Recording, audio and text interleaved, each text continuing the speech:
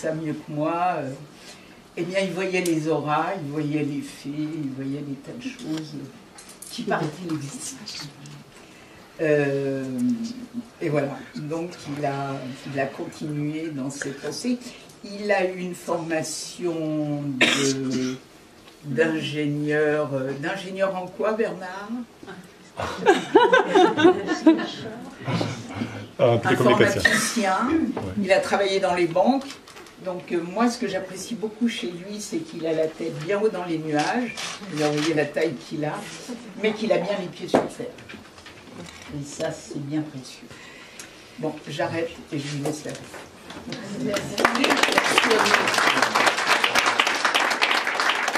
Merci à Marie-Claire d'avoir tout organisé, parce que c'est beaucoup de travail. Merci aussi à toutes les personnes qui sont derrière là, qui ont organisé pour que tout soit possible, parce que ça demande beaucoup d'organisation. Alors voilà, je viens juste d'arriver de Venise. Et donc j'en profiter pour... on n'est pas très nombreux ce soir, donc on peut faire une petite des questions et des réponses. Les limiter quand même, je vous laisse un temps pour les questions et réponses. Mais j'aimerais ça, plutôt qu'une conférence, parce que vous en avez eu tellement, j'aimerais vous proposer quelque chose d'autre. Un voyage. Un voyage parce que, pas avoir peur des mots, c'est le cas de dire, on va rentrer dans la peur, l'étude de cette peur pour la dépasser, les nœuds de la peur, quels sont les nœuds de la peur. Et ce que j'aimerais, c'est vraiment, après on va faire un exercice à la fin de la conférence, pour pas que vous partiez chez vous avec... le même paquet avec lequel vous êtes arrivé. Enfin, lisez, laissez-moi cet espoir que vous repartez chez vous un peu plus léger. Et donc, on va travailler sur ces peurs, on va les voir. On va travailler beaucoup avec la tradition bouddhiste. J'étais sur le lac Majeur il y a 2 jours dans un monastère.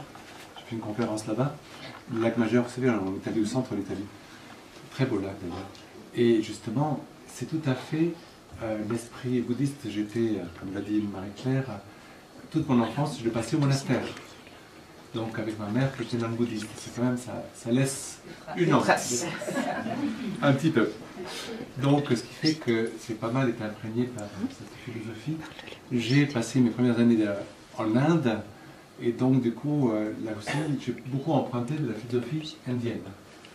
Et donc vous donner un autre regard différent.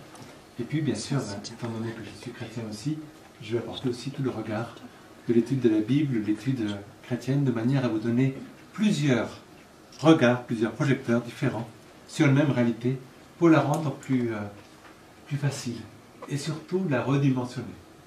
C'est-à-dire que la première étape, on va le voir tantôt, mais la première étape d'une peur, c'est de savoir la reconnaître. Déjà, quand on le reconnaît, parce que la plupart du temps, quand elle devient trop grande, vous savez, on finit par avoir peur d'avoir peur. Et quand on a peur d'avoir peur, on ne sait même plus la peur qu'on avait. On sait qu'on a une peur, mais de quoi?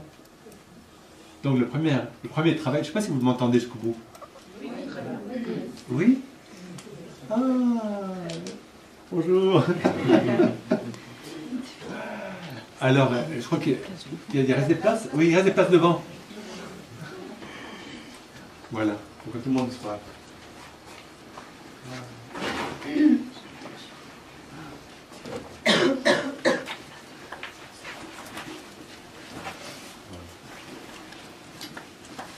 Je suis content, ce sont des visages que je connais depuis tellement d'années, depuis 20 ans déjà. Alors, j'aimerais vraiment vous proposer un voyage très libre, très simple. Est-ce que vous m'entendez jusqu'au fond? Oui.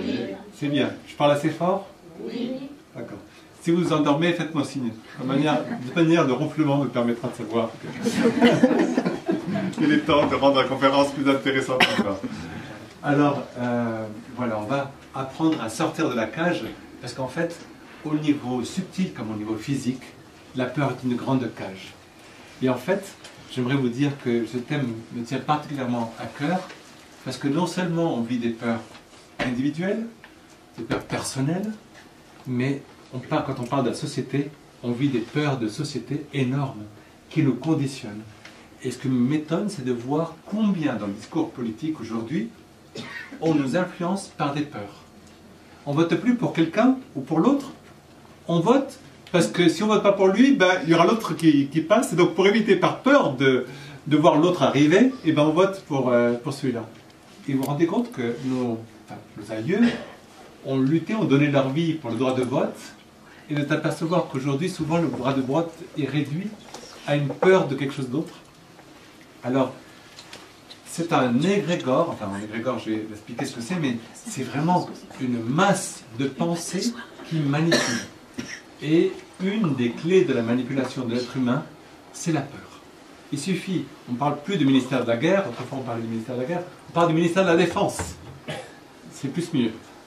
Donc du coup, il s'agit, en cas de guerre, ben, on va se défendre, mais de plus en plus, on est allé en Irak. Pourquoi? Parce qu'ils ont l'arme de destruction des masses. C'est bien entendu, on ne l'a jamais trouvé. C'est pas grave, les gens ont oublié depuis. Mais on se retrouve, parce que là-bas, on va combattre le terrorisme. Parce que maintenant, vous savez, en Irak, il y a beaucoup moins de terrorisme qu'il n'y avait avant du temps de Saddam Hussein. Mais vous voyez, c'est tout cette... Mais comme les gens oublient, la logique de la peur marche toujours. Et c'est une logique qu'il nous faut aujourd'hui dépasser. Parce que sinon, qu'est-ce qu'on peut offrir, mes amis? Qu'est-ce qu'on peut offrir au monde si de différent, si on est nous-mêmes enchaînés par la peur?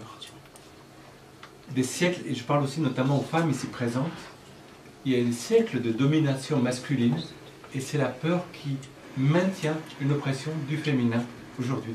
Je me souviens que ma grand-mère a été une suffragette. Je ne sais pas si vous savez ce que c'est qu'une suffragette. Une femme qui a beaucoup œuvré pour donner le droit des votes aux femmes. Et elle me disait, mes adversaires les plus importants, ce n'étaient pas tellement les hommes, mais les femmes eux-mêmes, parce que se disait, si nous avons le droit de vote, quelle discussion il y aura à la maison, il y aura des bagarres, il y aura des difficultés. Il vaut mieux pas qu'on ait le droit de vote, parce que comme ça, on pourra se concentrer sur la vie de famille. Et en fait, elle a eu beaucoup plus de mal avec les femmes qu'avec les hommes pour la convaincre de l'importance du droit de vote. Alors qu'aujourd'hui, ça vous paraît quelque chose de normal. Et bien à l'époque, les femmes avaient peur des conséquences du droit des votes des femmes. Comme aujourd'hui, beaucoup de femmes encore ont peur de rentrer en politique. C'est vraiment dommage, parce qu'on a une classe politique quand même, essentiellement masculine en France, par rapport à d'autres pays plus au nord, où il y a quand même plus d'organisations féminines. On a la Merkel, mais on n'a pas encore vraiment de président de la République, par exemple femme. Pas encore eu de président de la République. J'espère qu'aux États-Unis, il y aura peut-être une femme à la prochaine élection, on ne sait pas. Mais en tout cas, ça évolue dans ce sens, mais c'est beaucoup cette notion de peur, et j'aimerais dire aussi cette chose, une nonne, 3 semaines, j'étais à Montserrat, je ne sais pas si c'est près de Barcelone en Espagne, et j'ai rencontré une nonne, je ne sais pas si peut-être vous la connaissez, mais en tout cas elle œuvre beaucoup pour le droit des femmes. C'est une nonne d'ailleurs, et une sœur catholique, bénédictine, et justement elle disait, notre grand problème, c'est pas les hommes. Notre problème, c'est nous-mêmes. C'est de travailler sur nous-mêmes suffisamment, parce que c'est pas les hommes qui vont nous donner le tapis rouge pour prendre notre place. Mais c'est nous, en nous perfectionnant, et surtout en croyant en nous. Et c'est croire en nous qui peut tout changer. Alors voilà, c'est vraiment cette expérience. Alors, on va sortir de cette peur, et j'aimerais rentrer dans le thème. Vous savez, ce qui nous a beaucoup marqué. Non. Je ne sais pas si vous vous souvenez, au mois de septembre, le 11 septembre 2001, donc ça fait quand même déjà 14 ans. Et pour vous dire qu'aujourd'hui encore, beaucoup des limitations de notre liberté, on le voit dans les aéroports, dans les contrôles, viennent de cette mécanique de peur. Des terroristes savent très bien manipuler la peur. Il faut faire un grand coup, pas parler de soi. Et comme ça permet de... ça a permis beaucoup de... En justifiant les actions par ce qui s'est passé le 11 septembre, ça a permis quand même de limiter beaucoup notre liberté d'expression. La peur a fonctionné, et ça s'est beaucoup répandu à l'époque. Alors, on a tous peur. Peur de ne pas manger, peur de ne pas avoir assez, peur de l'inconnu, c'est des peurs que l'on a anciennes, peur du changement, qu'est-ce qui va arriver? Qu'est-ce qui se passe dans le provocal? Est-ce que je fais le saut, je ne fais pas le saut? Ça, c'est la peur du changement. Et souvent, je dis aux gens, mais j'aime beaucoup ça. En médecine chinoise, il y a un principe qui est de base, qui est très important. notre souffrance est proportionnelle à notre résistance au changement. Plus on résiste au changement, plus on souffre. Et qu'est-ce qui nous empêche de changer? La peur. Donc, si on souffre, c'est un grand principe de vie, si on souffre, c'est qu'il y a de la peur derrière. Ça veut dire qu'on résiste au changement. Je ne sais pas si c'est clair pour tout le monde. Mais chaque fois que j'ai mis en pratique, c'est un principe millénaire de médecine chinoise, à chaque fois, j'ai pu le vérifier. Et c'est très, très important. Et puis la grande peur qu'on a tous, la peur de vieillir. Est-ce que là-bas, vous ne voyez pas? Comment je vais faire? C'est possible? Vous voyez? On voit? Oui. Je peux monter. Il y a une image, oui, c'est vrai. C'est bien. Alors, donc, je ne sais pas si vous la voyez bien, l'image. Tout ça commence dès l'enfance. Et je travaille beaucoup avec, notamment, je parle pour les gens qui sont ici présents. Si vous êtes ici, c'est que donc certainement vous avez déjà une démarche intérieure, en tout cas une ouverture. Et je peux vous assurer que les enfants qui viennent aujourd'hui de plus en plus ont des qualités de perception supérieures à la normale. Enfin, moi je suis époustouflé. Il y a une sorte de nouvelle génération qui se prépare. Nous, on est de la vieille génération. Un jour, on va nous mettre... je ne vais pas le dire, mais... En tout cas, il y a une nouvelle génération qui s'en vient, qui est beaucoup plus douée, qui a beaucoup plus de perception. Et comme il n'y a pas d'explication de ces perceptions, ben souvent, et je les emmène pour rencontrer tous les esprits de la nature, rencontrer les fées, les elfes, tout ça, parce qu'ils ne savent pas que ça n'existe pas. Donc du coup, ils arrivent à les voir. Et surtout, ça leur enlève la peur de l'inconnu. Ils savent ce que c'est. Notamment, il y a 2 mois, j'étais à Milan, j'ai travaillé avec une fille comme ça qui voyait les fantômes. Et tous les soirs, elle n'avait pas à dormir. Alors du coup, je lui dis, simplement, tu vois un fantôme, mais c'est pas grave. Regarde-le, et regarde aussi, simplement, il souffre, comme toi. Regarde-le, il ne peut rien te faire. Et une fois qu'elle a pu rentrer en contact avec lui, elle lui parlait dans sa tête, le fantôme n'est plus jamais revenu. Je ne sais pas si c'est clair. C'est important de... C'est ça qu'on n'a pas appris. C'est à parler à notre peur, à l'expliquer, à interagir. Et si vous êtes dérangé par des fantômes, la première des choses à faire, c'est de ne pas en avoir peur. Parce que si vous avez peur, vous baissez votre vibration et vous arrivez dans un domaine où lui pourra avoir une empreinte, une supériorité sur vous. Donc si nous on descend, c'est ce qu'ils veulent, qu'on ait peur. Et la peur permet l'affaiblissement de nos défenses intérieures. Et ça permet au fantôme de simplement de prendre ce qu'il a besoin de nous, de l'énergie, qu'il n'a plus. Il suce nos batteries d'énergie, parce que lui, il n'en a plus naturellement. Nous, on mange, on se recharge. Lui, il n'a plus une batterie rechargeable, donc du coup, régulièrement, il se recharge sur nous. Mais sa peur lui permet justement de se recharger beaucoup plus. Alors que, si nous, on n'a pas peur, et simplement, je peux vous assurer, je fais partie du comité de défense des fantômes. Je les voyais depuis que j'ai 6 ans. Mais mettez-vous à leur place, un fantôme quand même. C'est dur tous les jours. Non, parce que, regardez, vous n'avez jamais pensé aux fantômes. Tout le monde a peur des fantômes. Fantômes, oui, quand même. C'est pas marrant. Il n'y a personne qui te voit. Toute la journée, tu vois des choses, tu vois des gens, puis tu ne peux pas partager. Regarde, tiens, je vois un beau lever de soleil, il n'y a personne à côté pour le partager. C'est quand même un peu... Alors, la première chose qui est importante, c'est de communiquer avec eux. Simplement, même si vous parlez, ils ne passent pas par la parole, mais même si vous parlez intérieurement, simplement, lui adresser la parole. Et inconsciemment, il va se produire un échange. Enfin, moi, c'est vraiment quelque chose qui est très important, c'est de commencer à parler avec n'importe quoi qui vous fait peur. La chose qui marque le plus en plus les enfants, c'est la séparation des parents. Les grands choix, je ne sais pas si vous voyez bien l'image, c'est les choix quand il y a papa et maman qui prennent des trajets différents. Comment je dois faire? Est-ce que je dois aller? Souvent, papa parle mal de maman et maman en profite pour dire ne pas parler mal de papa, ce qui est génial pour l'enfant. Ça va se développer très très bien d'ailleurs par la suite. Mais donc, il va simplement réapprendre la capacité de rendre les choses légères. Parce que sinon, c'est souvent toute la lourdeur du monde adulte qui vient placer sur les épaules de l'enfant toutes les attentes que l'enfant n'est pas à même de gérer. À l'époque, il n'a pas les instruments, il n'est pas suffisamment développé pour réagir. Et donc, il se retrouve avec beaucoup de problèmes sur les épaules qui vont ensuite, après, générer des peurs par la suite. Et alors, voilà. Souvent, dans l'imaginaire des enfants, c'est l'impression d'être constamment agressé. Notamment plus chez les filles que les garçons, bien entendu. Alors, aussi, l'autre peur qui s'installe, c'est la peur d'être utilisé, d'être nourri, que les autres se nourrissent de ma présence, profitent de moi. Et en fait, souvent, sans parler des abus sexuels, bien sûr, c'est de tous les abus verbaux qui vont laisser une empreinte chez l'enfant d'un abus, d'avoir été, en fait, d'avoir été un peu usé par les autres. Après le couple, souvent, s'il y a des fermetures, vous voyez bien ou pas? Je vois tous en train de... Oui.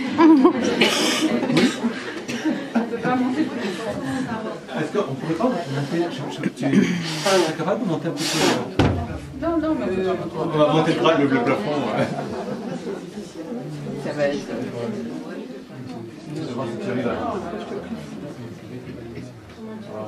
Ça va bouger beaucoup, hein.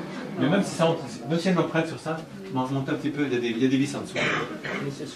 Voilà. Alors une seconde, on va...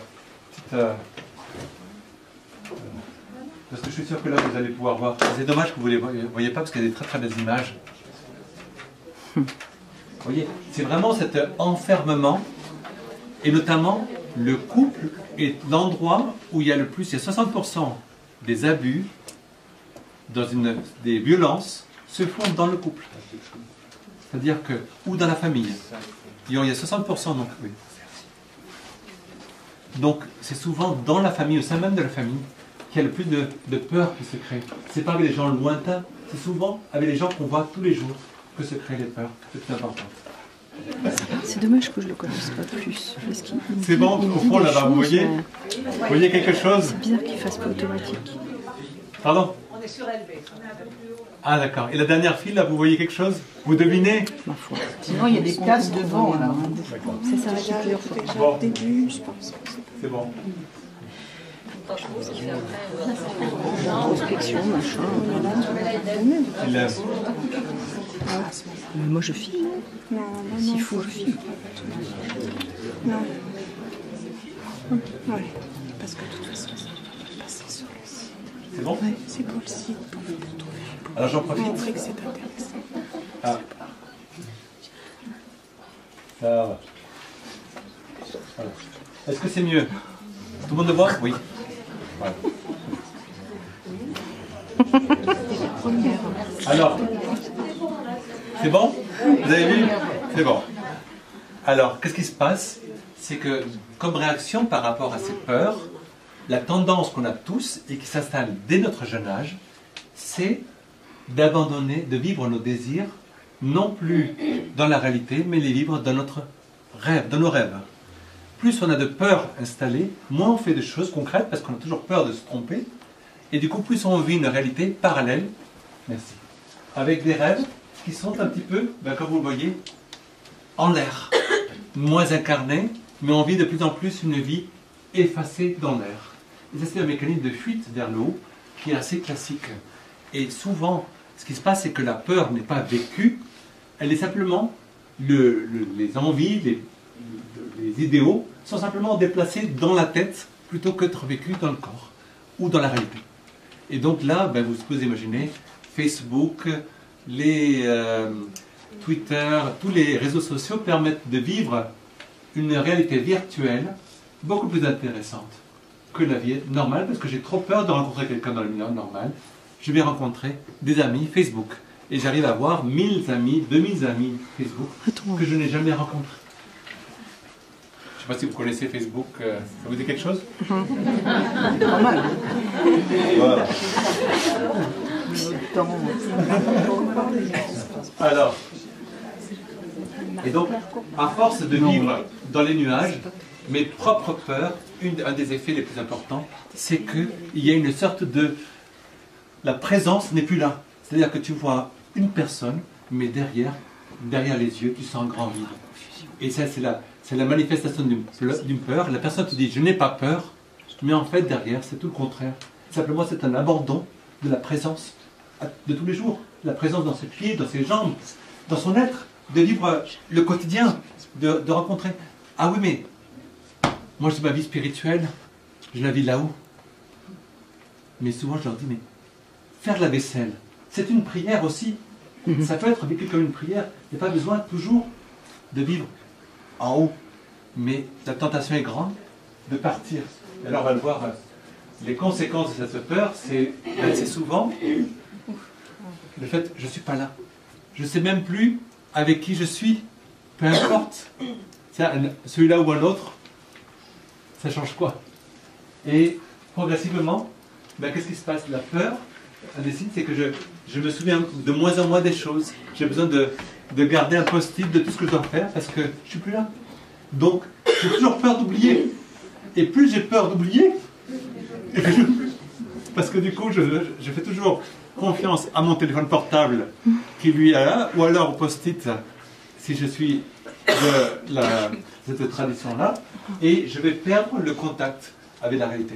Et qu'est-ce qui va se passer? Ben, je finis par vivre dans un bocal. Ça, c'est net, hein. On le voit, et vous le sentez. Dès que vous approchez d'une personne comme ça, vous sentez qu'il y a un mur. On ne peut plus l'approcher, elle vit ailleurs.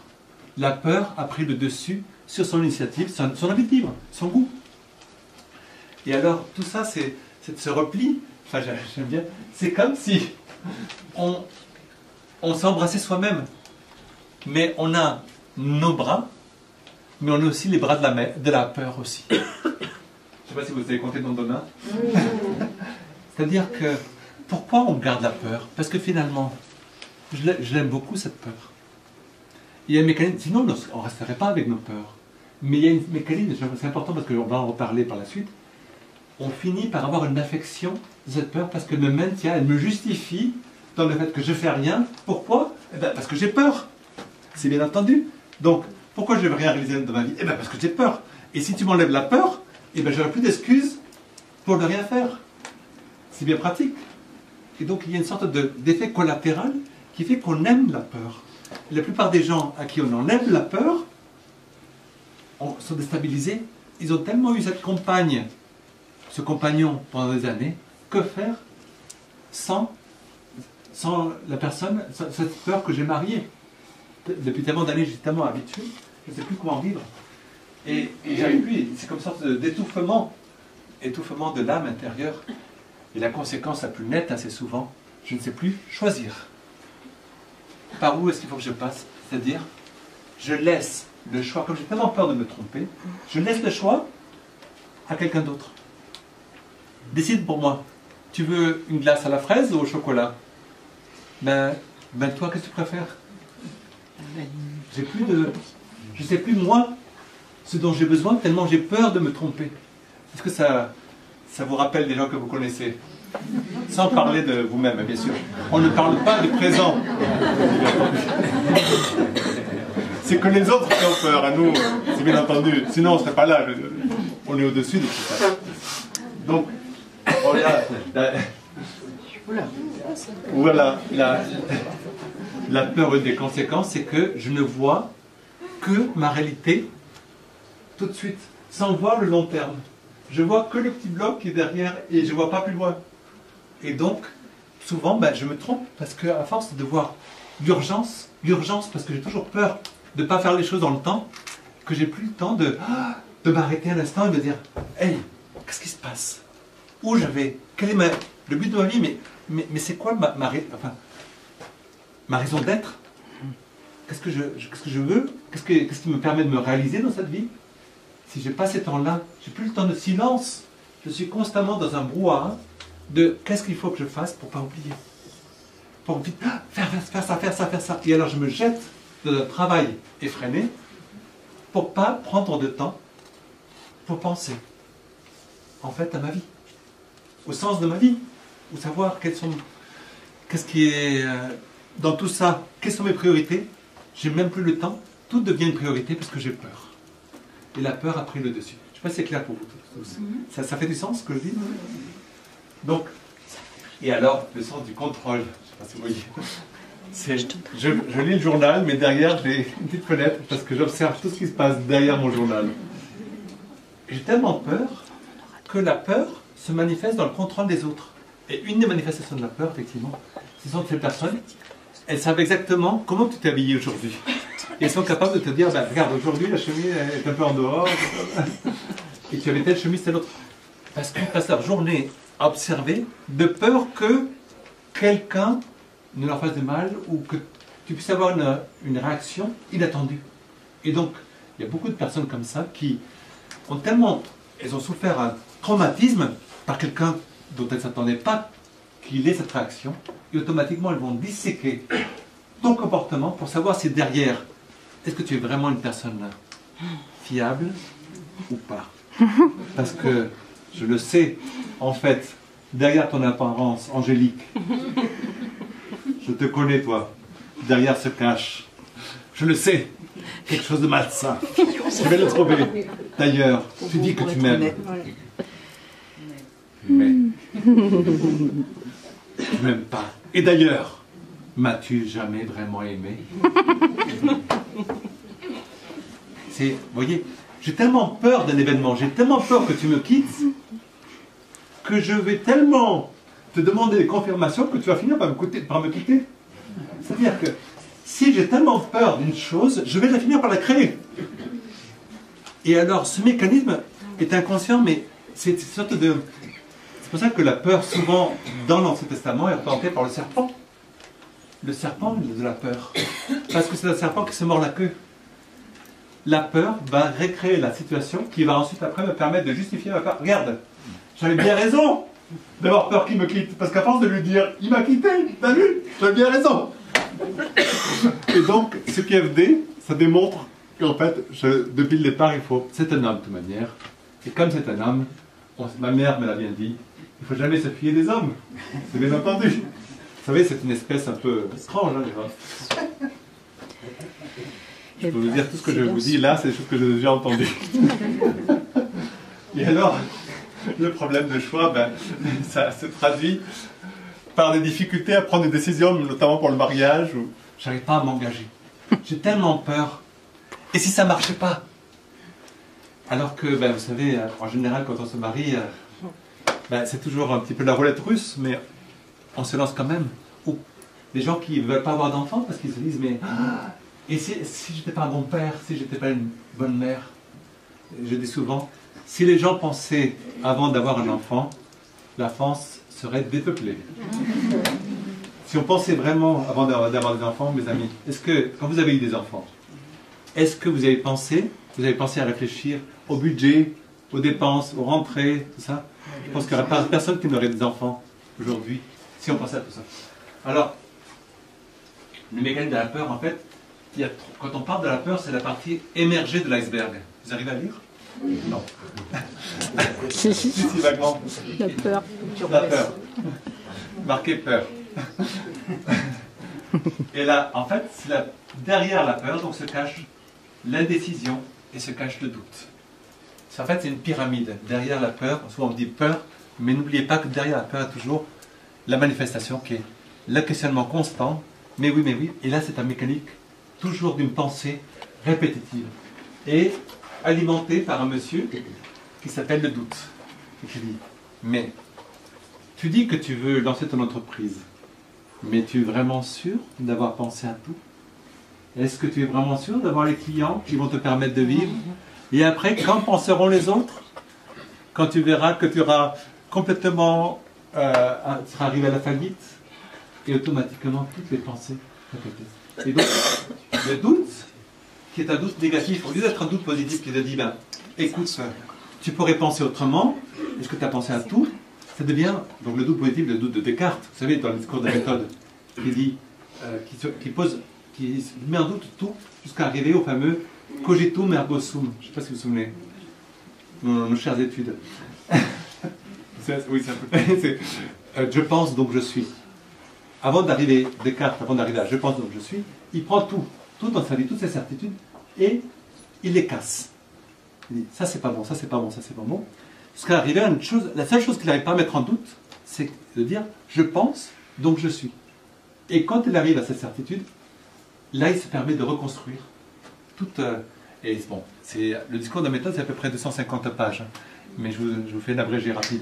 Mais c'est quand même, c'est ça c'est le doute constructif, c'est-à-dire de dire tout ce qui n'est. Souvent, Descartes est obsédé par dire qu'est-ce qui n'est pas moi, qu'est-ce que je ne suis pas. Et c'est toute la pratique indienne, notamment qui s'appelle neti neti en sanskrit. Je ne sais pas si vous connaissez, mais c'est vraiment cette pratique de dire, dans le yoga aussi, de dire je ne suis pas ça, je ne suis pas l'autre. Qu'est-ce que je suis quand tout a disparu? Pour vous donner. Et donc, ça, c'est un doute très positif parce qu'il va te faire grandir. Il va te dire ok, sors. Et ça, c'est très bon. Ça, c'est le sens positif. Pour vous donner un exemple, par exemple, j'avais 24 ans et je voulais rencontrer un maître spirituel. Et j'ai rencontré un des spécialistes, justement, du neti neti. Et il était à Bombay, il y a une chaleur énorme, torride. J'arrive avec mon sac à dos, comme ça, chargé, j'avais trouvé son appartement où il venait. Et il y avait une quinzaine de personnes tout autour, comme ça, qui étaient autour. Et puis lui, il était au fond, là. Il me regarde, il me dit, mais qui es-tu? Je suis Bernard. Je suis Bernard. C'est pas ça que je voulais. Qui es-tu? Je suis français. Commencer une conversation, ça permet de casser la glace, le français. Non. Qui es-tu? Je suis ingénieur. Non. Et à chaque fois, qui es-tu? Ça a duré 15 minutes. Pendant 15 minutes, il m'a cassé tout ce que je croyais être. J'ai dit, je suis célibataire, j'ai 24 ans, toute la série. Et il a été capable de tout casser. Et il y a un moment, heureusement que le ridicule tue pas, mais j'avais envie de me cacher derrière une feuille. Il y avait les 15 personnes qui te regardent comme ça, et là, tu es là, tu vois, en plus tu transpires, toutes les gouttes qui tombent, tu commences à pleurer, puis alors c'est les éternuements, tout y va, alors le mouchoir, tout et tu es toujours là en plein milieu. Bon, je ne vais pas dire d'épithète, mais vous m'avez compris. Je dis, mais qu'est-ce que je vais faire? Qu'est-ce que je vais dire? Et il y a un moment, le ridicule m'a tellement pris que je ne pouvais pas tomber plus bas. J'étais en dessous du sol. Et il y a un moment, je me dis, mais j'ai une impression qui était très forte. J'ai senti lui en moi. Je l'ai vu, et il était tellement présent qu'il est rentré. Et je lui ai dit, mais je suis toi. Et quand je lui ai dit, je suis toi, il m'a dit, bienvenue, assieds-toi.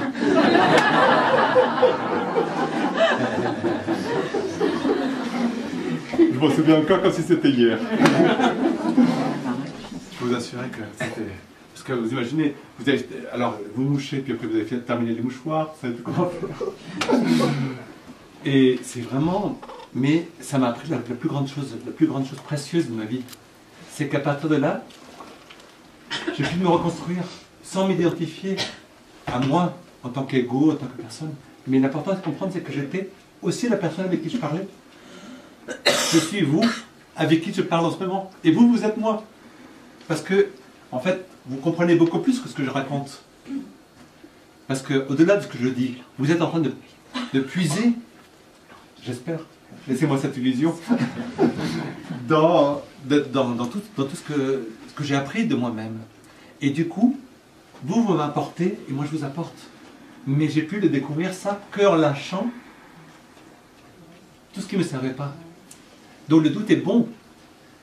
C'est quand le doute devient négatif qu'il commence à être... Il ne propose pas de solution, il fait simplement te détruire. Et ça, on est expert dans la question.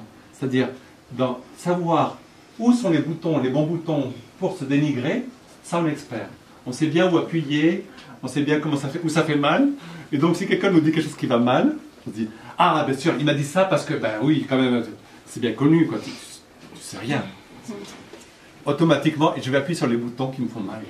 Et ça, on est spécialiste, hein, ça, on sait très bien faire. Et du coup, ce doute-là va engendrer l'indécision. L'indécision, et moins je décide, plus je doute, et donc du coup, le fruit. Donc c'est les deux parents de la peur. Je vous présente, papa peur, maman peur.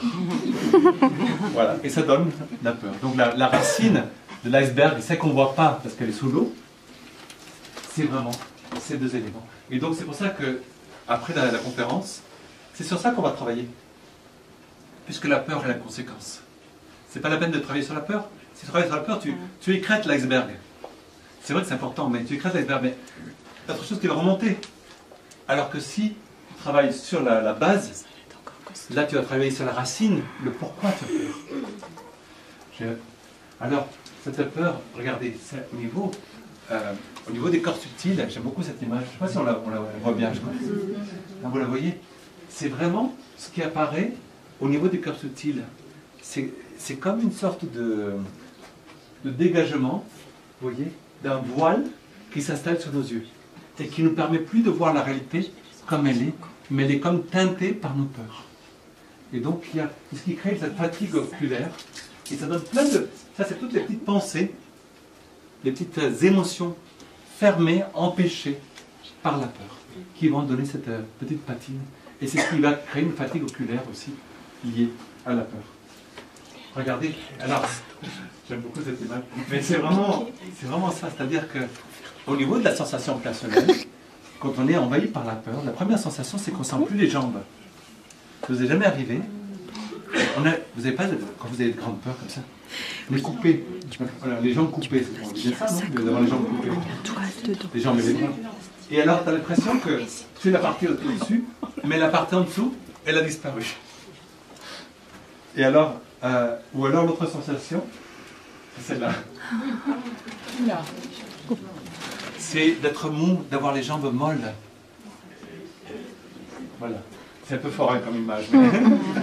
Mais est-ce que ça vous rend l'idée? C'est pas la réalité, hein, c'est Photoshop, c'est virtuel, c'est pas... c'est pas comme ça. T'as jamais vu quelqu'un comme ça? Je dirais pas comme ça. Mais c'est vraiment... Non, parce qu'il y a la conférence, à la fin de la conférence, il y a quelqu'un qui... C'était par l'Espagne, quelqu'un qui m'a dit, mais elle est vraiment comme ça? C'est un montage. Donc, c'est vraiment la sensation, on n'habite plus la partie basse de notre corps. Pourquoi? Parce que toute notre conscience habite là-haut. Notre âme, elle résonne, elle devient résonante seulement dans la partie haute. Et elle perd le contact avec la terre. Bien sûr, là, je vous parle de Paris seulement, hein, puisque ici, c'est bien connu qu'en Chablais... On était pas ici, non? On est bien ancré. C'est les Parisiennes. Et alors, souvent, ce qui se passe, c'est que souvent, si on perd la notion des jambes, et ça, on va y travailler juste après, si on perd la notion des jambes, ça veut dire qu'on reste à regarder par le trou de la serrure sans vouloir aller au-delà. On laisse la porte fermée. Et donc, c'est par les jambes souvent qu'on sort de la peur. Ressentir les jambes, c'est ressentir la réalité, remettre les choses dans leur dimension juste, puisque la peur, c'est une grande magicienne. Moi, je l'appelle le microscope. Parce que d'un petit détail, elle en fait une maison. Et elle permet d'agrandir des petits problèmes qui, en fait, souvent... Tu sais que tu as vécu l'effet microscope. Parce que quand tu rencontres la personne avec qui tu avais un problème, dès que tu commences à parler, d'avoir un vrai échange, plutôt que de la peur de parler, souvent, tu t'aperçois que beaucoup de ce qui s'est passé, c'était un fruit de tes pensées. Parce que tu as pensé que l'autre a pensé que, et l'autre a pensé que toi tu avais pensé que, et l'autre a pensé que toi tu avais dit ça, et puis et ainsi de suite. Et plein de quiproquos qui vont créer souvent des scissions dans une famille. Alors qu'à la base, c'est bien peu de choses qui ont été agrandies par le microscope de la pensée. Alors, vous n'allez pas réussir à dire bien, mais ce n'est pas parce que des choses sont difficiles que nous n'osons pas les faire. C'est parce que nous n'osons pas les faire qu'elles deviennent difficiles. C'est Sénèque, grand auteur Sénèque, de l'Antiquité. C'est pas parce que les choses sont difficiles qu'on ne les fait pas. C'est parce qu'on ne les fait pas qu'elles deviennent difficiles. Et souvent les peurs, c'est nous-mêmes qui les créons là où on ne veut pas aller. On va créer l'embûche, on va la placer nous-mêmes sur la route qu'on ne veut pas emprunter. Parce que c'est une route qui nous remet trop en question, qui nous fait changer. Et les routes qui nous font changer, mes amis, il faut s'en méfier. Parce que si je change, où est-ce que je vais? Pour l'instant, je ne suis pas bien, mais je connais mon inconfort. Je m'y suis habitué, ça fait des années que je suis dans un inconfort. Finalement, pourquoi pas y rester? Changer, je risque d'être encore plus malheureux, ou encore pire, je risque d'être heureux. Et si je suis heureux, je vais me poser la question, pourquoi pendant tant d'années je suis resté malheureux? Et ça, c'est une question que je ne voudrais pas me poser. Donc je préfère rester dans mon malheur quotidien. Il est petit, mais bon, je le connais. Ma foi, je me suis habitué. Plutôt que de... Et j'ai beaucoup peur, j'ai souvent plus peur du bonheur que du malheur. Et dans l'exercice qu'on va faire, vous serez surpris de voir que ce dont on a peur profondément, ce n'est pas de notre souffrance, c'est de notre bonheur. On a peur de notre lumière, on a peur des qualités plus profondes que l'on a en nous, parce que ça remettrait trop de choses en question. Si j'accepte mes qualités, au lieu de me dénigrer comme je suis si habitué à le faire, et bien pourquoi, qu'est-ce qui m'empêche de me réaliser dans ma vie? Qu'est-ce qui m'empêche? Je n'ai plus d'excuses pour ne pas le faire. Alors, d'ailleurs, c'est de l'évangile que j'aime beaucoup. C'est un peu difficile à lire, hein. Mais d'ailleurs, qui de vous peut, à force d'inquiétude, prolonger son existence, ne serait-ce que de quelques instants? Et c'est souvent ça la phrase que je me répète quand j'ai peur. En m'inquiétant, qui d'entre nous a pu rajouter ne serait-ce qu'une seconde à sa vie en s'inquiétant? C'est vraiment la question, c'est que la peur est saine, elle est bonne si elle est juste, si elle est limitée. Mais si elle est excessive, elle ne devient qu'un frein à main. Tu as beau avoir une Ferrari, si tu enclenches le frein à main, ça va rouler comme une de chevaux. Et c'est difficile de reconnaître que tu es en fait Ferrari. Alors, comment retrouver la confiance? Ça, c'est un travail de longue haleine. J'aime bien le dire, c'est vraiment enlever la coque. Enlever la coque qu'on a autour de nous. Mais pour l'enlever, la première indispensable étape, c'est, je vais prendre un de mes maîtres spirituels, je ne sais pas si vous le connaissez, ce monsieur. Ta peur doit porter un nom si tu veux la vaincre. J'aime beaucoup cette phrase. Ta peur doit porter un nom si tu veux pouvoir la vaincre. Il faut lui donner un nom, il faut l'appeler. Et la première étape, on va travailler tantôt, mais la première étape, c'est de l'appeler. Comment tu t'appelles? Alors, j'aime beaucoup parce que les Égyptiens, anciens, j'ai beaucoup étudié l'Égypte ancienne, et la plus grande peur des Égyptiens, c'était pas les ennemis. Parce que les ennemis les connaissaient. Ils avaient très peur, d'ailleurs c'est écrit dans les textes des funéraires, ils avaient peur de l'inconnu, des gens qu'ils ne connaissaient pas. Parce que l'ennemi, tant que tu sais qu'il est ton ennemi, tu arrives à le caser, tu sais comment le gérer. Mais la personne que tu ne connais pas, c'est celle-là dont tu dois avoir peur, parce que tu ne sais pas comment elle va réagir. Tu ne sais pas si c'est une amie ou un ennemi.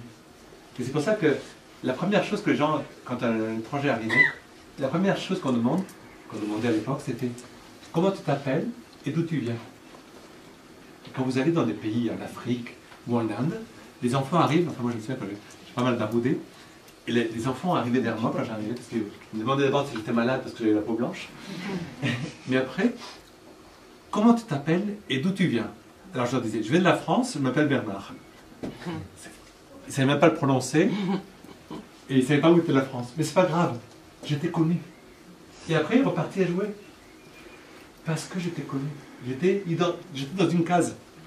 Ah, il est dans une case, ils viennent de la France. On ne sait pas où c'est, mais c'est pas grave. Il est de la France. Et alors, c'est retrouver cette spontanéité, cette douceur de l'enfant. Parce que celui qui a peur, c'est l'enfant.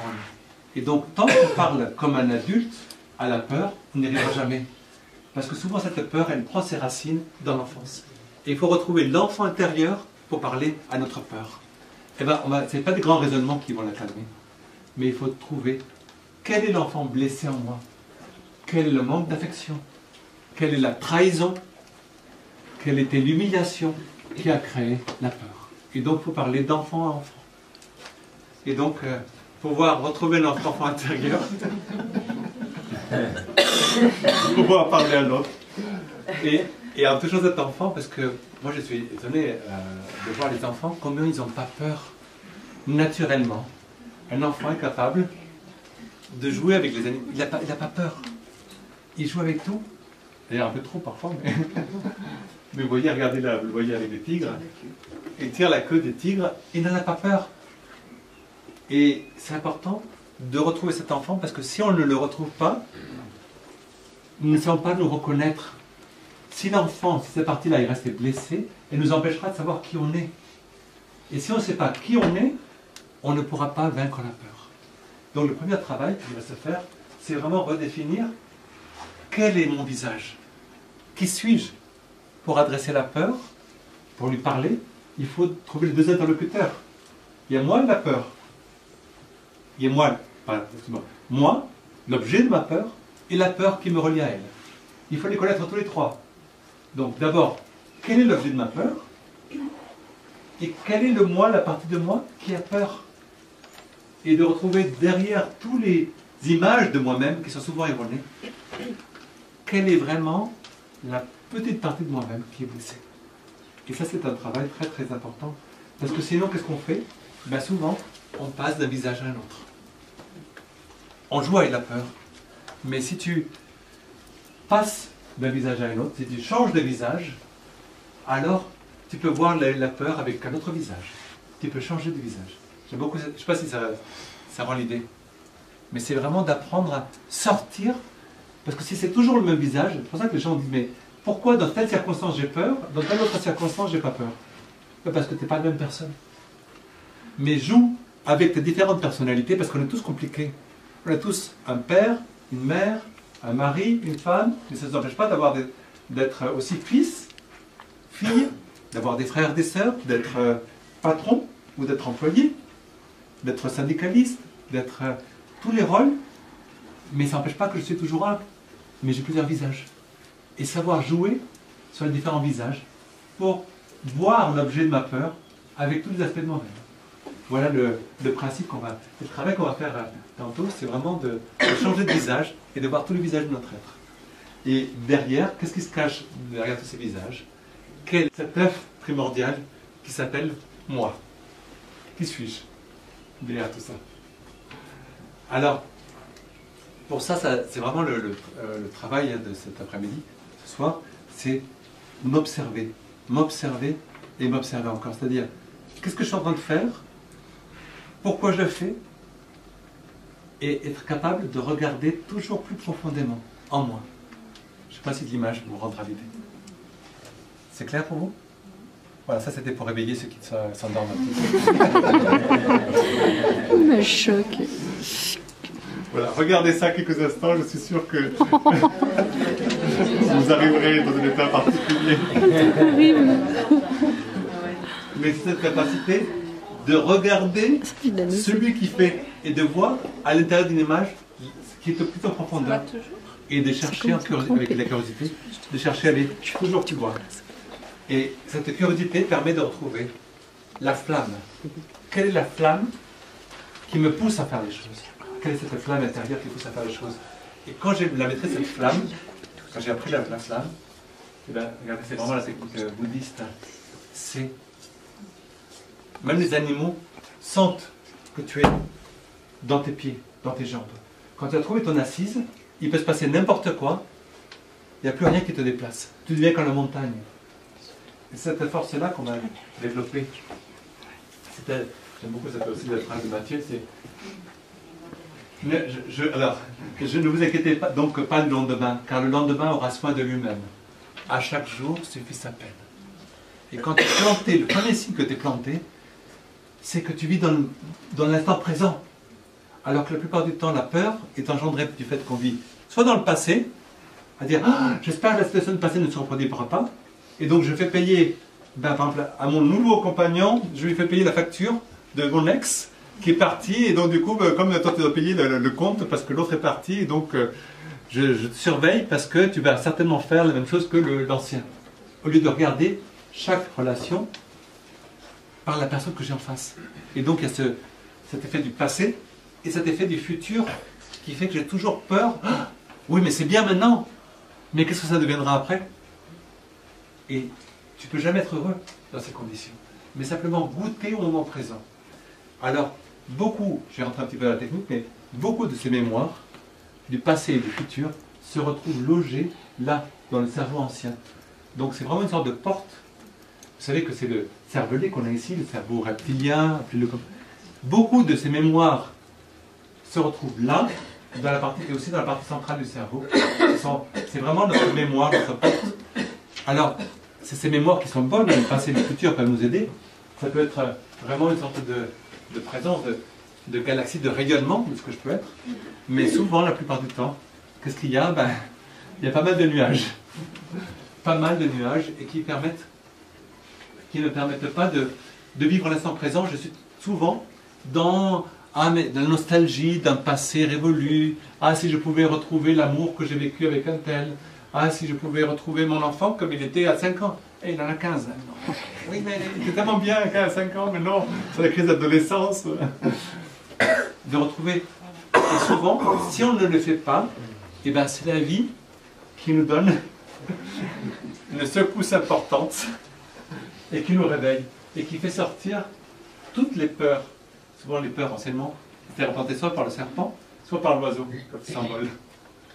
Et les peurs, laisser les peurs s'envoler. Et ces peurs, elles se mettent vraiment à l'arrière. Et ce que j'ai remarqué, c'est que quand la peur embarque, eh ben, souvent il y a une sorte de pression qui s'installe tout autour de la tête que vous connaissez bien. Si vous observez quand vous avez peur, vous allez avoir une sorte de cercle, un peu comme le bandeau, vous voyez, que portent les femmes sur la tête. Ce bandeau, une sorte de ceinture qui va se manifester souvent par une douleur de tête. Ou le soir, c'est par là que les pensées à l'intérieur de nous-mêmes circulent. On a l'impression que les pensées circulent sans fin à l'intérieur. Et dans ce sans fin, eh ben, voilà, c'est comme si c'était un bandeau qui finit par descendre et par empêcher aux yeux de voir vraiment ce qui se passe. Et alors à l'intérieur, ben, vous imaginez les pensées qui tournent. Ah oui, mais j'y arriverai jamais, c'est raté d'avance, pour qui te prends-tu, enfin voilà, je pense que vous pouvez rajouter vous-même des compléments, vous les connaissez tous. Et ça devient un véritable nid de pensées. On l'appelle les formes pensées, c'est-à-dire que ça devient au niveau subtil, par exemple. Même, je peux vous assurer que moi, je les vois quand une personne a peur, c'est vraiment comme ça, c'est-à-dire qu'il y a une sorte de masse qui partent d'un cercle comme ça ici, où la pensée tourne, et ça crée des masses qui deviennent des exagérations de l'événement qui a été vraiment vécu. C'est pour ça que, anciennement, regardez, la couronne de laurier était placée justement à l'endroit de ce cercle lorsqu'il est vertueux. C'est-à-dire, lorsque les pensées sont coordonnées, l'homme qui n'a pas peur, l'homme qui a peur, mais qui sait accompagner sa peur, il a la couronne de laurier. C'est-à-dire qu'il est capable de regarder le monde à 360 degrés. Quand il ne regarde plus, c'est là que le cercle s'emballe, le carrousel s'emballe et je veux descendre. Aidez-moi à descendre, j'en peux plus. Regardez, là, il y a pas mal de couronnes de laurier de Dante. Et deux points en particulier de cette couronne qui sont importants, et c'est les tempes. C'est les endroits des tempes. Souvent, quand on a peur, souvent, le premier mécanisme, c'est de mettre le doigt sur la tempe. Je vous vois souvent avec ce doigt, là ou là, selon si c'est une peur extérieure à moi, elle sera à droite. Une peur intérieure à moi, elle sera à gauche. Mais regardez-vous, quand vous avez une peur, le doigt ira automatiquement ici. C'est une sorte de petite clé que l'on connaît, une clé qui permet d'interrompre le cercle sans fin des pensées. Et j'aime le voir comme ça, comme une sorte de porte. Vous voyez, une sorte de porte pour sortir d'une pensée répétitive qui n'en finit pas. Alors, les deux parties, voilà, ça c'est une information que j'aime beaucoup, c'est Colin Elder qui a fait un travail sur la peur, il a dessiné la peur. Et j'aime beaucoup cette peinture, regardez, vous voyez, il y a les deux côtés. Le côté, c'est comme si c'était notre tête. Le côté gauche, imaginez que votre tête est là, votre côté gauche, c'est des pensées, des peurs liées à vous-même, à ce que vous pensez être ou pas être. Les pensées à droite, donc souvent si vous avez mal à la tête à droite, c'est lié à l'extérieur. Ce que vous faites, ce que vous dites, ou ce que vous n'avez pas dit, ou ce que vous n'avez pas fait. Je ne sais pas si c'est clair pour vous. D'accord ? Donc c'est pour ça que là, les yeux ouverts, les yeux fermés. En le comprenant mieux, il a fait un très très beau dessin. J'aime beaucoup. Voilà votre tête. selon les Amérindiens, la tête, c'est celle-là. Vous reconnaissez? Alors, imaginez-vous, regardez, je ne sais pas si vous voyez le cercle là, qui se dessine. Vous le voyez? Il y a un cercle là, regardez. Ça, c'est le fameux cercle et les différents animaux que les Amérindiens ont placés sur chacun des points de ce cercle de la tête qui tourne. C'est très intéressant. Et vous voyez que les deux... Regardez la différence. Là, l'œil, la pupille est dilatée. C'est la nuit. C'est l'aspect intérieur à gauche. La pupille serrée à droite, c'est le soleil. Donc c'est l'extérieur. Et vous voyez, regardez, l'homme, ça c'est vous. L'homme, les yeux ouverts. Là, les yeux fermés, pratiquement fermés. Et la partie derrière, le hibou, c'est notre cerveau ancestral. Et donc, quand il fonctionne bien, l'expérience du passé et du futur devient une sagesse. Et devrait remplir la sagesse qui te permet de dire oui, mais bon, j'ai vécu ça tant de fois, c'est pas grave. En fait, c'est vrai qu'avec les années, tu te dis, bon, à 20 ans, je me souviens, il y avait des choses qui se passaient. Le monde s'écroulait. Maintenant, quelques années sont passées, je ne vous dirai pas combien, mais je dis non, c'est pas grave. Alors, tous ces mécanismes, c'est vraiment le mécanisme qu'on va travailler cet après-midi pour libérer la tête, libérer des empreintes, libérer pour que je m'ouvre à la réalité, il faut que je sorte de ce que je crois être la réalité, pour la découvrir vraiment. Mais si moi j'ai trop ce bandeau qui s'installe, je vais finir par cataloguer la réalité dans ce que je voudrais qu'elle soit, et pas ce qu'elle est vraiment. Et alors, c'est vraiment cette couronne, hein, on retrouve la couronne de laurier de Bonaparte, c'est ça?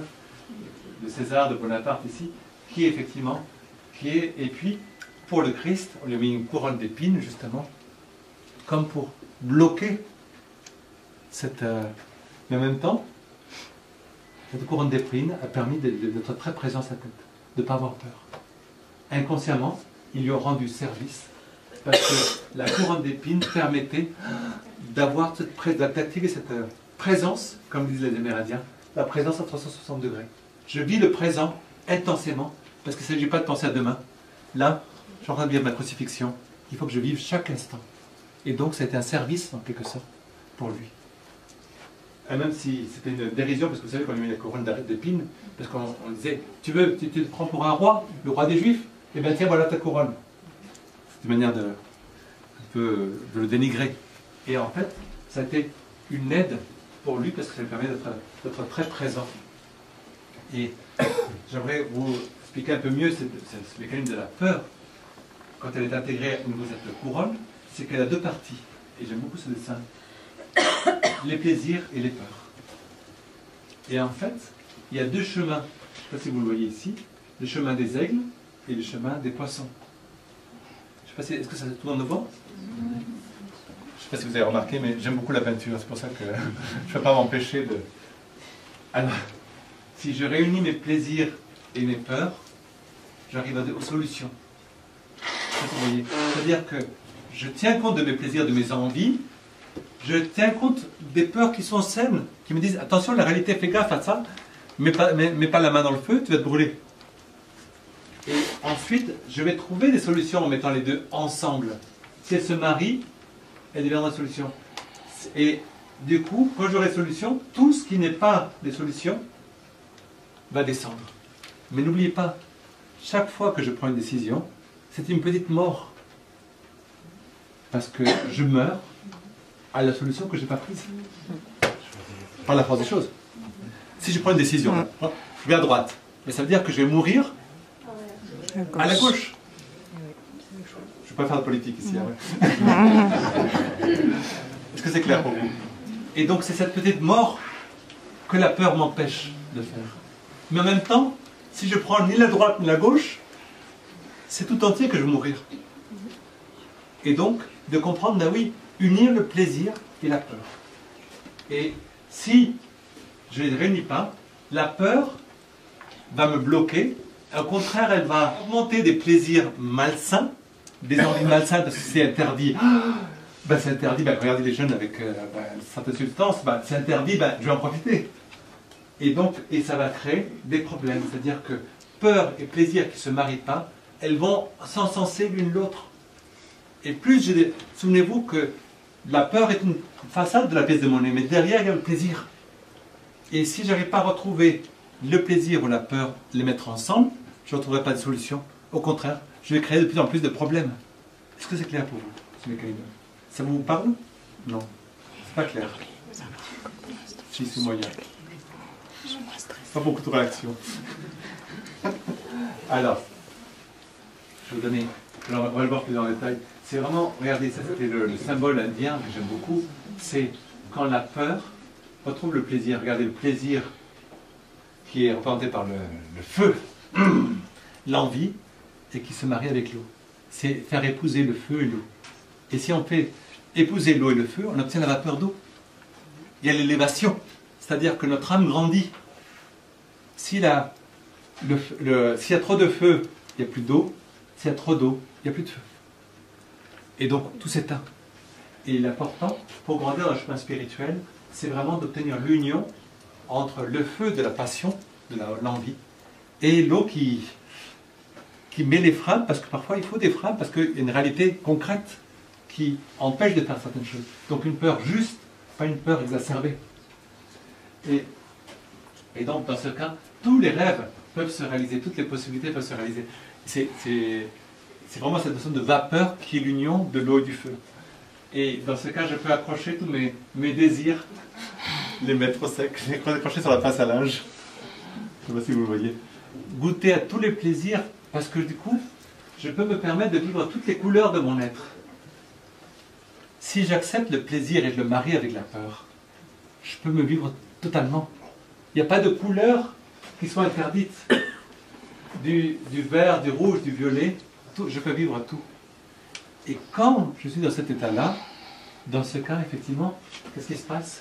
Je peux observer ma peur comme un arbre et lentement, pièce par pièce, me dire, ben, ça n'a pas de sens. Pas de sens. Et enlever lentement l'arbre, même l'arbre énorme, je peux le traverser parce que je sens qu'il n'a pas de qualité derrière. Parce que moi, je suis uni. Et si je suis uni, il n'y a plus rien qui peut me diviser, me séparer de moi-même. C'est cette union. Et pour moi, c'est vraiment l'exemple de la graine de Senvey, le grain de Senvey. Quand le Christ dit, si vous aviez la foi comme un grain de Senvey, vous pourriez dire à cette montagne, déplace-toi d'ici à là, et la montagne se déplacerait. C'est le Senvey qui a une foi, parce qu'il est tout petit, c'est la graine la plus petite qu'on connaisse, et pourtant c'est un arbre énorme. Mais il a la foi qui va devenir l'arbre. Et toutes les graines, si vous les ouvrez, vous voyez qu'elles sont doubles. À l'intérieur, il y a toujours deux moitiés. Pourquoi? Elles ont réuni l'eau et le feu. Et donc c'est vraiment le principe de l'eau et du feu. Et donc dans ce cas, une fois que j'ai l'eau et le feu qui sont réunis, je peux faire n'importe quelle folie, je suis capable d'aller au-delà. Je ne sais pas si c'est clair pour tout le monde. Voilà. Donc c'est vraiment le passage, c'est de sauter dans la vie, d'oser la vie, oser vivre la vie. Voilà le thème de cette conférence. Et c'est l'exercice qu'on va faire tantôt. Est-ce que vous avez des questions?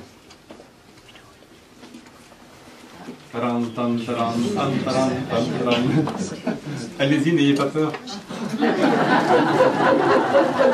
Voilà. Il fallait ça pour vous réveiller. C'est fini, les questions. Non. Maintenant, c'est les questions. Est-ce que quelqu'un voudrait poser une question? Voilà. Est-ce que la peur dans cette position, quand on unit avec le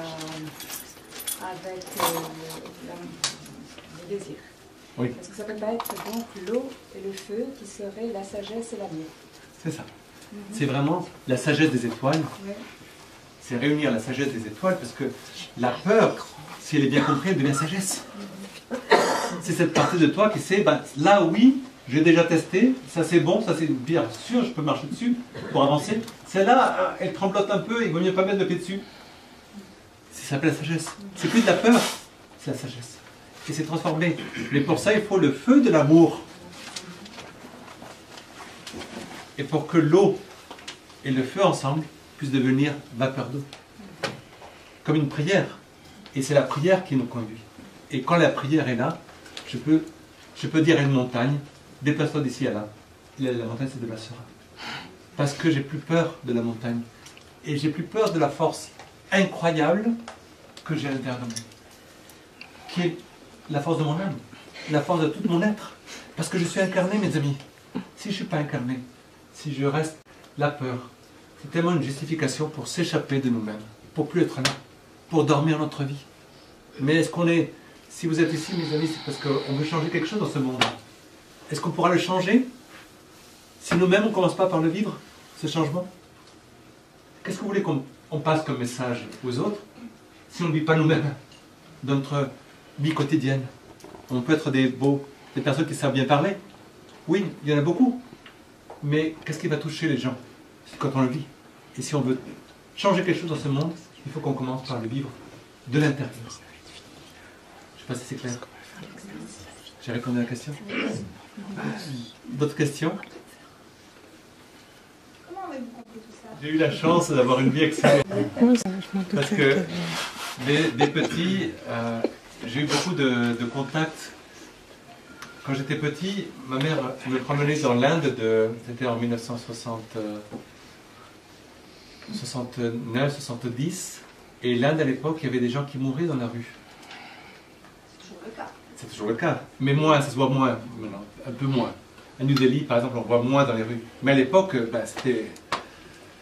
il y avait des lépreux, et on les voyait se décomposer, et puis je me souviens avoir dû lever les bras parce qu'il y avait un mort par terre. Et je me souviens que j'avais demandé à ma mère, mais pourquoi il est mort? Et ma mère, à l'époque, elle n'avait pas trouvé d'autre chose pour me dire, parce qu'il est sale. Et donc la saleté, ça tue. Et moi, dans ma petite tête d'enfant, je me suis dit, la poussière tue. Et j'ai développé une magnifique allergie. Je me lavais constamment les mains, parce que j'avais peur que ça m'aurait tué après. Parce que c'était ma pensée d'enfant. Ça a duré jusqu'à... Encore aujourd'hui. Et donc, ça t'apprend beaucoup, comment dirais-je. Mais je crois que c'est ça qui est important. J'étais avec un abbé de monastère, donc sur le lac Majeur, là, il y a 2 jours, et il m'a dit une chose qui m'avait beaucoup marqué. Il m'a dit, c'est pas tellement la quantité d'expérience qui est importante, mais c'est la possibilité de prendre des instants de silence pour la comprendre.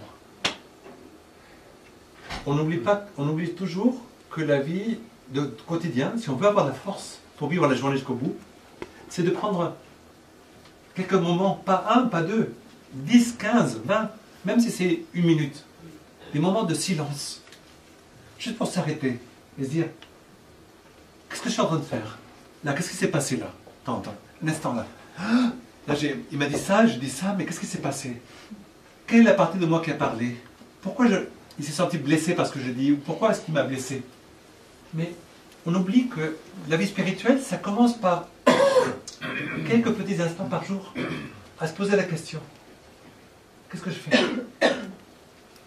Je donne un autre exemple qui m'a beaucoup touché sur l'importance du silence. Je me souviens, il y a 5 ans, je me suis dit, je veux rencontrer des gens vrais. Parce que j'en ai assez de voir quand je fais des lecteurs d'aura des gens, je vois toujours des gens un petit peu, vous savez, les teintes pastel. Un petit peu de bleu, mais pas trop, parce que quand même, un petit peu de spiritualité, mais non, quand même, il ne faut pas que ça touche mon travail, parce que ma famille, c'est à part aussi. Un petit peu de... l'honnêteté, oui, mais avec le fisc, non. L'honnêteté avec les autres, oui, mais l'autre, non. Chaque fois, des choses à peu près. Je dis, j'en ai assez de voir des âmes à demi-teinte. J'ai envie de voir des âmes vraies. Je me dis, où est-ce que je vais pouvoir les trouver?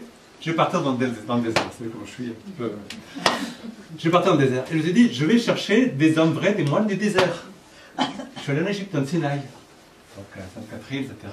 Puis j'ai un vieux moine que j'aime beaucoup, que chaque fois que je vais en Égypte, je le rencontre. Tu le connais aussi. Il se trouve dans le monastère de Saint-Paul. Saint-Paul dans le désert. Et je posais plein de questions. Et puis au bout d'une demi-heure de questions, il s'arrête, il me regarde avec sa grande barbe blanche. Il me regarde dans les yeux. Et puis, il reste en silence. Il est resté en silence 2 minutes. Et il m'a dit, Bernard, qu'est-ce que je peux t'apprendre de plus que par le silence? Et pendant 2 minutes, son regard m'a expliqué beaucoup plus de choses que la demi-heure de questions-réponses que j'avais eu avant. Je ne sais pas si c'est clair pour toi, mais c'est vraiment... Cet instant de silence était plus riche, plus plein que tous les échanges mentaux que j'avais fait avant. Aujourd'hui, je ne me souviens même plus des questions que j'avais posées. Mais je me souviens de l'intensité de ce regard qui est rentré en moi et qui m'a nourri. Et je crois que c'est ça qu'on a. On vit une vie où qui est trépidante. On fait trop de choses. Et pas assez de vrai d'un temps pour nous, d'un temps de connexion avec nous-mêmes, d'un temps de connexion avec l'autre, et un temps de connexion avec notre bien-aimé chef. C'est de prendre le temps de parler avec lui, le temps de parler avec l'autre, et avec moi. Les 3 temps de ma vie. Et c'est peut-être parce que c'est ça que le monastère m'a appris. Et je crois que c'est ça qui est important. C'est si on veut arriver là, tout ce que je vous ai expliqué, c'est le silence qui me l'a appris. C'est le silence. Bien sûr, mais tous les enseignants que j'ai eu la chance d'avoir beaucoup d'enseignants qui m'ont appris, mais aussi c'est le vivre. Et ça, on ne prend pas le temps de vivre ce qu'on dit, de vivre ce qu'on fait. Je ne sais pas si j'ai répondu. Non. Oui. J'ai compris ce que vous avez dit. Je ne suis pas sûre que ça répond à ma question. Mais en tout cas, pour moi, de mon vécu, c'est vraiment c'est par le silence. Quand il m'arrive quelque chose, je me regarde. Et je cherche à voir. C'est aussi une question très importante. Je me dis, quelle est la partie de moi qui agit? Soit je dis, tu fais un cadeau par exemple. Je dis, oui, une partie de moi qui dit, ben oui, Bernard, tu es dans l'amour inconditionnel, tu fais le cadeau parce que... On s'entend, je veux dire. C'est un cadeau, c'est l'amour inconditionnel, c'est pas possible autrement. Puis je m'arrête un instant et puis je me regarde et je dis, il a une drôle d'allure cet amour inconditionnel parce que, en fait, qu'est-ce que tu attends de l'autre? Ben, j'attends que si je lui offre ce livre, il m'aimera un peu plus. Et puis il pourra m'aider à m'expliquer un truc que je ne comprends pas. Et je me rends compte que souvent, quand je donne, il y a une ficelle derrière. Et je dis, ah, une ficelle, c'est pas vraiment de l'amour inconditionnel, les amours avec une ficelle. Le don avec une ficelle, c'est pas vraiment inconditionnel. Et là, je me regarde. Et je crois que c'est l'humilité de te regarder et de te dire, et c'est ça qui te fait grandir plus vite. Quelqu'un d'autre? Carmen, Marina. Moi, j'étais interpellée par les gens. Oui. Tu as parlé des gens impotents, les gens... Et quand on prend les gens à son cours, c'est comment ça? Déjà, si tu arrives à les prendre à ton cou, ça veut dire qu'ils sont pas mal détachés du bassin. Essayez de le faire, mais ça veut dire que vous êtes pas mal souple. Mais ça veut dire effectivement, il y a une sorte de coupure qui se crée. Sur le moment, tu décampes, mais en même temps, tu grandis pas. Si tu as un problème devant toi, si tu décampes et puis après tu penses à autre chose, tu ne vas pas élaborer. Alors que l'objectif vraiment de ce qu'on va faire, c'est rentrer dans nos jambes, c'est d'explorer. J'ai un problème avec toi, parlons-en. J'ai pas peur de te parler. Souvent, je m'aperçois, c'est très très souvent, de plus en plus, les gens, enfin je le vois avec mes neveux et nièces, la nouvelle génération, avant, quand je quittais quelqu'un, ou quelqu'un me quittait, la plupart du temps, en général, on me parlait ou on m'écrivait une lettre. Et puis on se parlait après. Aujourd'hui, ma nièce a appris qu'elle avait été quittée parce que sur Facebook, son conjoint n'était plus en couple, il est marqué seul, célibataire. Et c'est comme ça qu'elle a découvert qu'en fait, elle avait été débarquée. Enfin, voilà. Elle a 16 ans. Bon, c'est un petit peu dur parce que vous imaginez après comment j'ai dû la ramasser avec la cuillère parce que, voilà, c'est comme ça que ça se passe maintenant. Mais c'est ça. Quel est le courage? Tu as une relation. C'était quand même 1 an qu'ils étaient ensemble. C'est beaucoup à 16 ans. C'est 1 an. Et tu prends le courage et tu affrontes. Tu dis, ben voilà, il y a ça. Et puis, on s'en parle. Mais tu dis pas comme ça. Tu prends le courage d'en parler. Et puis aussi d'écouter la version de l'autre.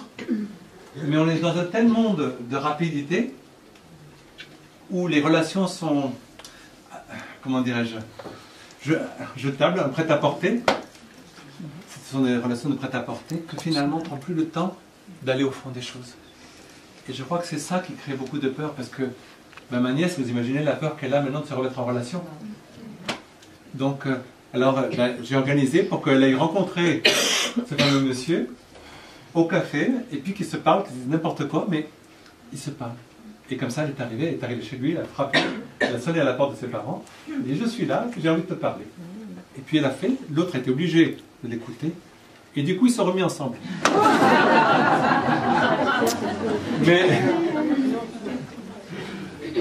Mais aussi dans le domaine spirituel, je peux vous assurer le nombre de personnes qui me disent mais moi je ne me fâche pas.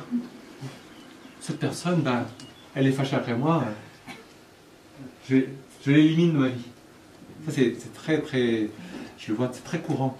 Mais c'est pas du tout, pour moi c'est pas vraiment un chemin spirituel, parce que la colère elle est toujours là, elle n'est pas disparue. C'est pas parce que tu vas éjecter la personne qui te dit parfois des choses importantes pour que tu grandisses que tu vas faire un pas en avant. Au contraire, c'est en écoutant celui qui n'est pas d'accord avec toi que tu vas t'enrichir.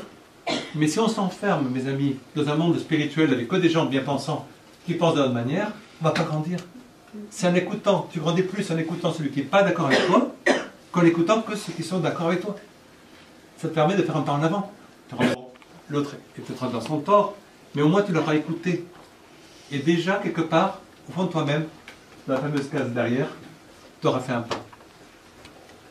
Quelqu'un d'autre qui a une question? Oui. Est-ce que vous pouvez parler peut-être plus des origines de la peur pour la plupart des individus? Est-ce qu'on ne peut pas parler de la naissance déjà qui est vécue comme un gros choc peut-être? Alors tout commence déjà dans le ventre de la mère. Oui, parce que déjà même avant la naissance, mais ça je ne vais pas rentrer dans le détail. Mais quand un enfant n'est pas désiré, par exemple, vous pouvez imaginer l'enfant 9 mois dans le ventre d'une mère. Vous savez, il n'y a pas d'internet dans le ventre de la mère, il n'y a pas de téléphone portable, il n'y a pas WhatsApp, il n'y a pas de SMS, il n'y a pas de moyen de communication, il n'y a pas de télévision, il n'y a pas de grand écran. Alors 9 mois, ça fait beaucoup. Hein. Donc, vous imaginez même dans les premiers mois, si la mère n'a pas envie de moi, je suis ma mère, je ne suis pas séparé de ma mère. Vous imaginez quelle est l'empreinte qu'il y a sur l'enfant. Alors, je ne voudrais pas culpabiliser les mères parce qu'on va dire j'ai une mauvaise pensée, elle va arriver sur mon enfant, oulala, qu'est-ce que je vais devenir? Non, vous inquiétez pas, rassurez-vous, c'est pas grave parce que je dis souvent aux mères, il faut que votre enfant vous connaisse dans tous les aspects. Et je peux vous assurer que 9 mois de vie ensemble, de vie commune, et c'est pas 9 mois de vie seulement le soir, puis la journée tu pars au travail. Non, c'est 9 mois, 24 heures sur 24. Vous savez que, je ne vais pas faire une anecdote, mais le grand sultan d'Istanbul avait découvert que l'une de ses concubines avait une relation avec un étranger. Et comme il aimait cette femme, il ne voulait pas la tuer. Mais il voulait mettre fin à cette relation. Et vous savez quelle est la technique qu'elle avait trouvée qui marchait à coup sûr, à chaque fois? Il mettait, c'est la concubine, et son amant dans une cellule où ils ne pouvaient pas sortir. Il les laissait 3 jours. Au bout de 3 jours, ils sont tellement disputés qu'ils ne veulent plus se voir. Le problème était réglé. 3 jours, 24 heures sur 24 avec une personne, c'est bon. Pour vous dire, ça tue toutes les formes d'amour si on n'a pas fait de travail sur soi-même. Donc, c'est vrai, hein, si tu passes. Et donc, du coup, toutes les illusions que l'un s'est fait sur l'autre, au bout de 3 jours de vie commune, tout tombe. Et donc, c'est vrai que c'est ça, c'est important de comprendre. L'enfant absorbe beaucoup de la maman. Mais ça ne veut pas forcément dire que maintenant l'adulte que nous sommes ne puisse pas prendre l'enfant qu'on a été par la main. C'est ça que je vais vous inviter à faire. C'est prendre notre enfant par la main et le faire sortir de schémas qui sont restés enfantins. Pourquoi? Parce que j'ai tellement eu peur, j'ai tellement protégé cet enfant que je ne l'ai pas laissé grandir. Je lui ai évité les obstacles de la vie, je lui ai évité de se confronter avec la vie pour le protéger, mais en même temps, je lui ai évité de grandir. Parce que c'est les obstacles de la vie qui, bon an, mal an, te font grandir. On est ce qu'on est parce qu'on a aussi vécu des bons moments et puis des moins bons moments. Et tout ça, ça nous a fait grandir. Aujourd'hui, par exemple, on est capable de remercier certains obstacles parce qu'on a un peu plus de maturité. Mais il en faut pour nous réveiller. Dernière question? Est-ce qu'on pourrait considérer que la peur est souvent à l'origine d'une maladie? Très bonne question, merci. Alors, de ma connaissance, la peur elle-même ne cause pas de maladie en soi. Elle cause des terrains, elle crée une difficulté, un terrain négatif parce qu'elle va affaiblir tout le système immunitaire du corps. Alors, je ne vais pas faire la liste parce que là, d'habitude, je fais 2 jours de cours sur ce thème. Je suis en train de vous faire un résumé de 2 jours de cours. Donc, il y aurait beaucoup de choses à dire. Mais en tout cas, bien sûr, le premier symptôme, c'est les poumons. On respire beaucoup moins. Oui, regardez. Regardez, est-ce qu'à ce moment, vous respirez? Non. Est-ce que c'est moi qui vous fais peur? Oui. Vous avez tout compris. Non, parce que vous savez qu'il y aura une interrogation. On vous a pas dit qu'il y aura une interrogation écrite à la fin? Il passe pas là, reste là 3 jours. Voilà, ceux qui passent pas l'interrogation restent là 3 jours ensemble. Et donc, il y a vraiment tout un travail qui se fait de respiration. Et ça touche beaucoup les poumons, dans d'autres lieux, effectivement, et ça va toucher les reins. Beaucoup les reins. Vous savez que quand on a une grande peur, ça dépend du type de peur. Il y a 5 types de peur. Je ne vais pas rentrer en détail, 5 types de peur associés aux 5 éléments. D'accord? Donc, il y a vraiment 5 types de peurs différentes. Mais si c'est peur tout de suite de survie, ça va être arrivé sur les reins et vous aurez envie d'aller aux toilettes tout de suite après. Vous savez? Même si on fait 3 gouttes, hein, c'est pas la quantité, mais il y a une envie d'aller aux toilettes. Ça vous est jamais arrivé d'aller voir comme ça, puis d'aller aux toilettes, et puis il n'y a pas grand-chose, mais et souvent, vous remarquerez que l'urine qui sort sent beaucoup plus fort. Pourquoi? Parce qu'elle est chargée de l'émotion que je viens de décharger. Et donc le corps avait besoin, non pas de vider parce qu'il y a une grande quantité, mais simplement parce que c'était toxique pour moi de garder cette urine en moi. Je ne sais pas si c'est clair. Mais là, je rentre dans le cours et ce serait un peu long. Mais effectivement, oui. C'est pas direct, c'est indirect. Voilà. Le temps passe vite. Et puis, je ne sais pas si vous avez senti, mais il fait un petit peu chaud. Alors, je propose de faire une petite pause rapide pour prendre l'air rapidement. Et puis...